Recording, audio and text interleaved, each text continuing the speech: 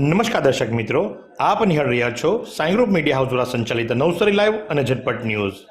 દિવસભરની ઘટનાઓથી અવગત કરાવતું એકમાત્ર બુલેટિનમાં જુઓ દેશ અને દુનિયાના આજના મહત્વના સમાચાર. ઓપરેશન મ્યુલ હન્ટ અંતર્ગત નવસારી જિલ્લાના વાંસદા વિસ્તારમાં સાયબર ફ્રોડ માટે વપરાતા મ્યુલ બેંક એકાઉન્ટનો પર્દાફાશ કરતી વાંસદા પોલીસે આરોપીની ધરપકડ કરી કાયદેસરની કાર્યવાહી હાથ ધરી છે.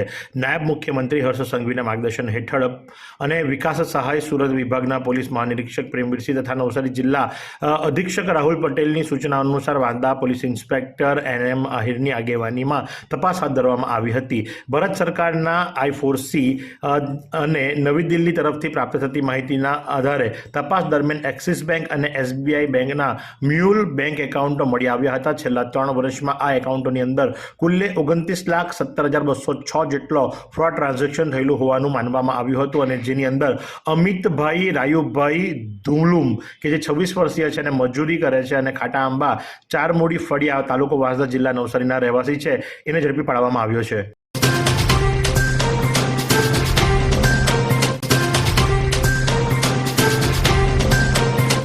સેઠ HC પારેખ નવસારી હાઈસ્કૂલ નવસારીનું ગૌરવ KKDF Gujarat state karate championship 17/12/2025ના રોજ રામજી મંદિર નવસારી ખાતે યોજાઈ હતી. જેમાં સેઠ HC પારેખ નવસારી હાઈસ્કૂલ શાળાના ધોરણ 9 વિદ્યાર્થી ટંડેલ મંથન કપિલભાઈએ 13-14 વય જૂથની અંદર પ્રથમ ક્રમાંક મેળવી ગોલ્ડ મેડલ પ્રાપ્ત કર્યો છે.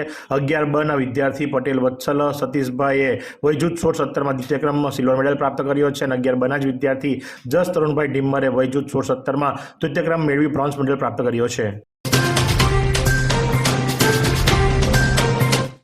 નવસારીના વિજલપુર ખાતે જ્યારે ઓવરબ્રિજ બની રહ્યો છે ત્યારે ઓવરબ્રિજની કામગીરીની અંદર ઇજરાદાર દ્વારા પોતાના મજૂરની કોઈપણ જાતની સેફટી વગરની પાસે કામ કરાવવાના આક્ષેપો સામે આવ્યા છે. આ દ્રશ્યો આપ નિહાળો અને દ્રશ્યોની અંદર આપ જોઈ શકો છો કે મજૂર જે ખરો એ કોઈપણ પ્રકારના સેફટીના સાધનો વગર કઈ રીતે કામ કરી રહ્યો છે. એક તો એમ જ વિજલપુરનું રેલવે ફાટક જે ખરું અને ત્યાં બનતો જે ઓવરબ્રિજ જે ખરો એ ઓવરબ્રિજ જે ખરો એ ઇજારાદાર અથવા તો તંત્રની બેદરકારીના કારણે કેટલા વર્ષોથી હજુ બની જ રહ્યો છે અને હજુ પણ કેટલા વર્ષો લેશે તો મારો રામ જાણે, પણ એની અંદર ચોક્કસથી કોઈકનો ભોગ લેવાશે. કારણ કે ઇજારાદાર જે ખરા એ આ રીતે મજૂરોની પરવા કરતા નથી અને મજૂરો પોતાનું પેટ્યું રડવા માટે મજબૂર બને છે. એટલે આવા વગર કોઈ પણ પ્રકારના સેફટીના સાધનો વગર પણ કામ કરી રહ્યા છે. શ્રી ઉમિયા માતાજી સંસ્થાનના પ્રમુખ બાબુભાઈ જમનાદાસ પટેલે જણાવ્યું કે કડવા પાટીદાર સમાજના અન્ય દીકરા દીકરીઓ તનતોડ મહેનત કરવાની પ્રેરણા મળે અને તેમનામાં આત્મવિશ્વાસ સમર્પિત થવાનો ભાવ કેળવાય અને સફળતા મેળવી પ્રેરણા મળે તે માટે ઉમિયા ચંદ્રકથી સન્માનિત કરવામાં આવે છે. આજ સુધીના 8 કાર્યક્રમ દરમિયાન ઉમિયા ચંદ્રક દ્વારા આ કાર્યક્રમની અંદર 787 દીકરા દીકરીઓને સન્માનિત કરાયા છે અને આજે 122 દીકરા દીકરીઓને 9મા ઉમિયા ચંદ્રક અર્પણ કરાયા હતા અને અત્યાર સુધીમાં આમ કુલ્લે 909 દીકરા દીકરીઓ સન્માનિત થયા છે. ઉમિયા ચંદ્રકથી સન્માન એટલે કે 132 દેશોમાં વસતા કડવા પાટીદાર સમાજ માટે ગૌરવની ક્ષણ. રાની લક્ષ્મીબાઈ પ્રોજેક્ટ અંતર્ગત સમગ્ર નવસારી જિલ્લામાં સ્વરક્ષણની તાલીમ છેલ્લા 1 મહિનાથી શરૂ થઈ છે. જેમાં જિલ્લામાં 427 શાળામાં સ્વરક્ષણ તાલીમ KKDF સંસ્થા દ્વારા અપાઈ રહી છે. 3 મહિનાના કોર્સમાં 20,000થી ઉપર વિદ્યાર્થીઓ લાભ લઈ રહ્યા છે, જેનાથી અસામાજિક તત્વો સામે દીકરીઓ સમાનભેર પોતાનું રક્ષણ કરી શકે છે.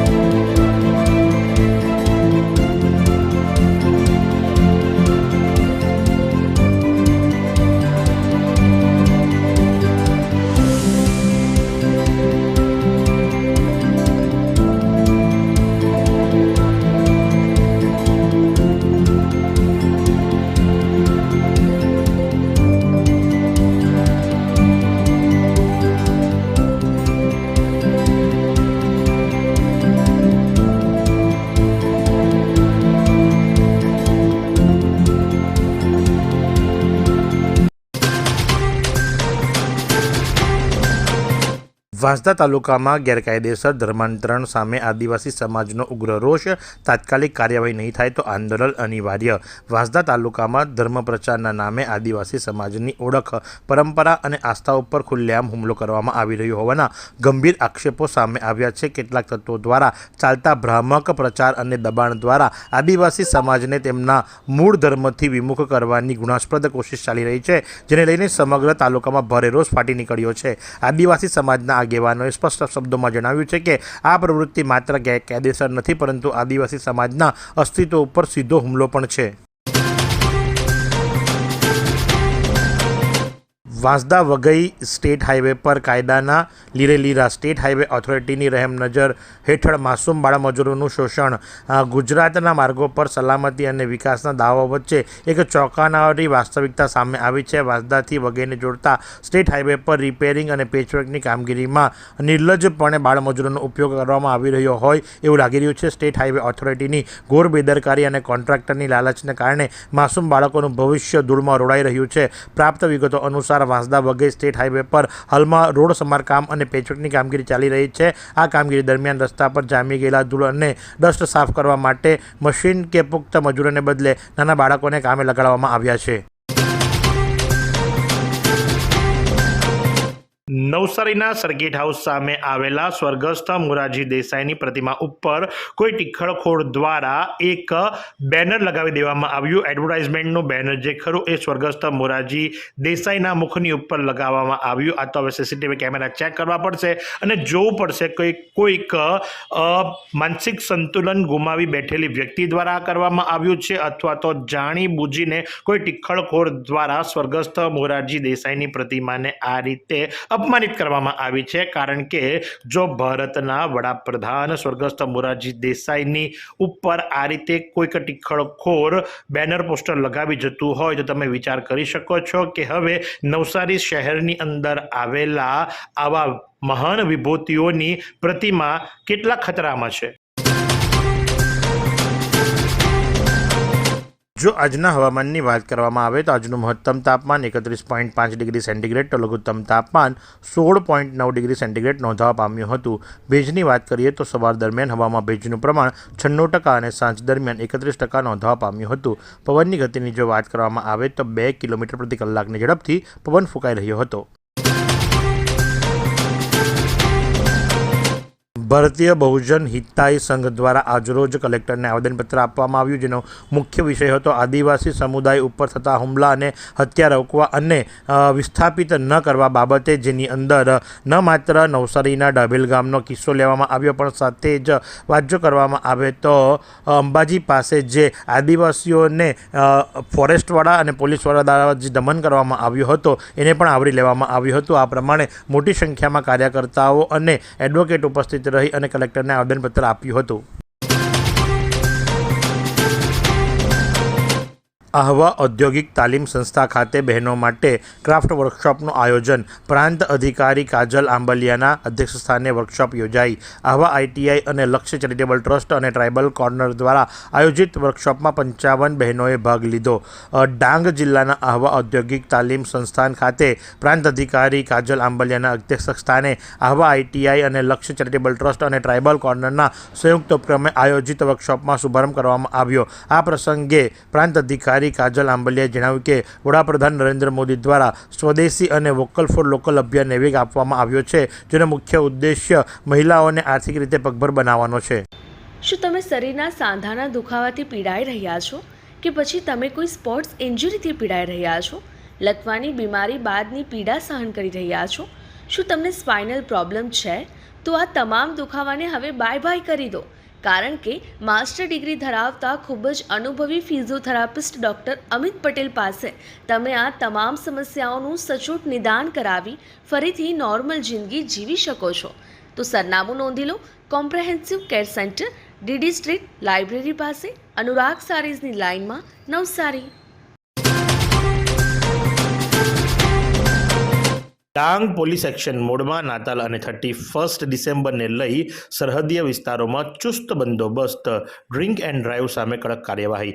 નાતાલના પર્વ અને આગામી 31મી ડિસેમ્બરની ઉજવણીને ધ્યાનમાં રાખીને ડાંગ જિલ્લામાં કાયદો અને વ્યવસ્થા જાળવી રાખવા માટે ડાંગ જિલ્લા પોલીસ અધિક્ષક પૂજા યાદવ દ્વારા કડક કાર્યવાહીના આદેશ આપવામાં આવ્યા છે. 25મી ડિસેમ્બરથી લઈ 1 જાન્યુઆરી સુધી સમગ્ર જિલ્લામાં પોલીસનો સઘન બંદોબસ્ત તૈનાત કરવામાં આવ્યો છે. વાંસદા તાલુકાના સીતાપુર ગામે લાયન્સ ક્લબ ઓફ વાપી દ્વારા આશ્રમ શાળાના બાળકોને જરૂરિયાતની વસ્તુઓ વિતરણ કરવામાં આવી. વાંસદા તાલુકાના સીતાપુર ગામે લાયન્સ ક્લબ ઓફ વાપી દ્વારા આશ્રમ શાળાના બાળકોને વિતરણ કરવામાં આવેલી વસ્તુઓ થકી માનવતાની મહેક પ્રસરી જવા પામી હતી. વાંસદાના સીતાપુર આશ્રમ શાળામાં ભણતા આદિવાસી વિદ્યાર્થીઓને બાળકોને 200 નંગ જમવા માટેની ડીશ તથા વાટકીઓની જરૂરિયાત હોય. 20/12/2025 શનિવારે 12:30 કલાકે આ તમામ વસ્તુઓ આપવામાં આવી હતી. સાથે જ 200 નંગ બોલપેન, 400 નંગ પેન્સિલનું વિતરણ પણ કરવામાં આવ્યું હતું. જલાલપુર તાલુકામાં નહેરની રિસ્ટ્રક્ચરિંગ કામગીરી.